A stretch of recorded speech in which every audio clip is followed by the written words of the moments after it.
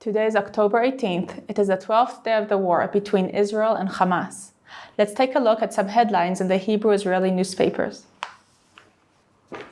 ביקור נשיאותי באמצע המלחמה.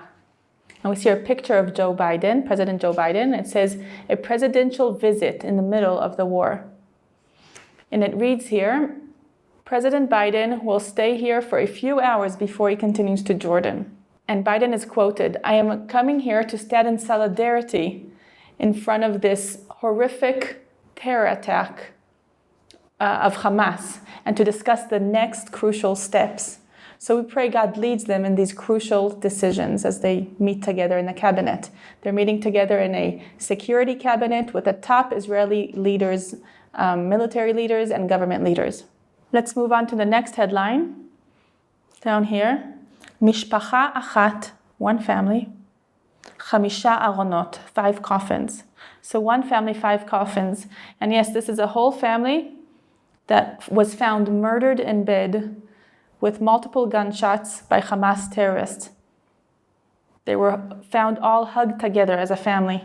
And here we see the 5 coffins, and thousands of people attended their funeral to honor them. It says, not one eye stayed dry.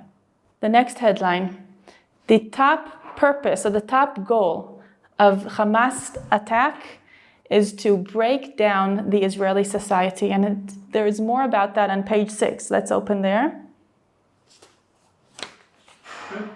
The ultimate goal of Hamas is to break down the Israeli society.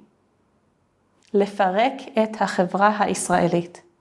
And says it was a specific instruction from the commanders to the terrorists, to Hamas terrorists, to go into homes and houses and to humiliate, to document, and to publish real time, to murder as many as they can, and to kidnap without distinguishing. This is Hamas's fight, that its goal is to destroy the house of Israel, to sow horror, shock, and terror so deep that the citizens of Israel will prefer running away from their land because they will think and understand that the home, the house, the place that's supposed to be so safe is breached. So it's important to remember, it says here, that any horror video that someone watches and shares just serves Sinwar's goals. Sinwar is one of Hamas's main leaders. Sinwar tried to break down the Israeli society, but he's achieving the exact opposite. Israelis are unifying and getting close, and right now they're full of motivation to break down his government in Hamas. So this story corresponds with this headline, the third front, החזית השלישית, הקרב על ההסברה, the battle over public opinion. So up here it says South, North, and public opinion. The IDF is fighting in all fronts. And they say yesterday was not an easy hit, while it took too long for Israel to say that they are not responsible for the explosion and the blow-up of the hospital in Gaza. And that was not good for the public opinion.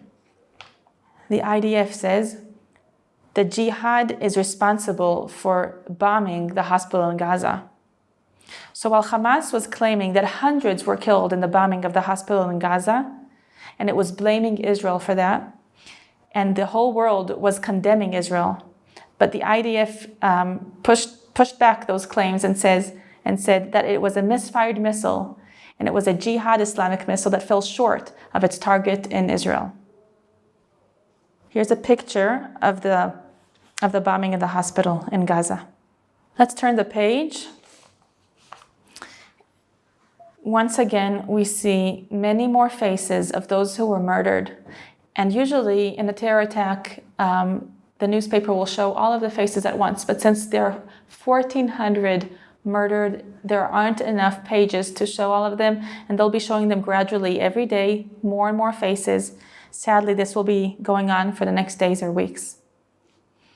It reads, Israel b'milchama. Israel is at war. Hapanim shenizkor la'ad. The faces that will be remembered forever. And of course, there are soldiers here and civilians. There are elderly and young ones. May their memory be blessed. Shachaf, Hadar, Shirat, Yuval, Yarin, Ilan, Ophir, Stav. The newspaper is filled with heartbreaking stories about the murdered ones, what they were like, who they were. So in addition to those, in addition to political stories, there's also positive stories of the Israeli society. And here we see a double page about Israel Hayafa, beautiful Israel. Medina beitnadvut, a country doing volunteer work. And there are many stories here of Israelis helping Israelis. One of them is this, the laundry elite unit, Sayeret Agvisa. And it's Rachel Chimney, she's 45 years old, and she has recruited girlfriends and neighbors to take care of the laundry of the evacuated families from the south. And many other Israelis are helping other Israelis. Let's go back to another headline. It says, we will rise up, but we will not return home as long as Hamas is in the Gaza Strip. And these are evacuated families that are hosted all around Israel, in homes, in villages, in hotels. And they have everything. Their physical needs are supplied, but they have no home to go back to and no security, no sense of security.